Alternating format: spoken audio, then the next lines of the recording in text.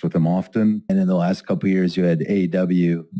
They come in as probably the most polished challenger you guys have had in 20 years. You know, they had deep pockets, a TV station attached to them, and somebody in Tony Khan running their business who was a real wrestling fan, who really dipped into the history of wrestling in a bunch of different ways with some of the angles, and realized that he had to be a little bit of a different competitor to you versus like what some other people have done, which is either get older wrestlers and try to compete with you that way, or basically just do what WCW did, which was just, we're going to do the same thing as you. We're just going to try to spend more money to do it better. And it seemed like a real competitor. It seemed like they had, at least in the wrestling community of the nerds and the people who love the 5-star matches, all that stuff, they kind of tapped into that.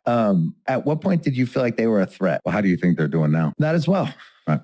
I think a couple things. I've never met the guy. Although I think they're having a better 2023 than 22. But anyway, go ahead. I think I've never met the kid.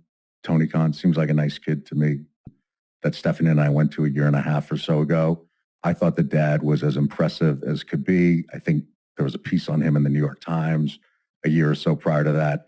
Self-made billionaire, I believe Pakistani immigrant.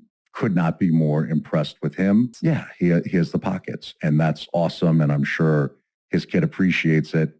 But I was never threatened by that. But I tend not to be threatened. I don't feel threatened by anyone on anything. I do think anyone can run a business at a loss. That's easy.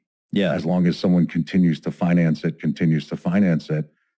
try running it. Are you saying that's AEW? I don't know. I don't know their books.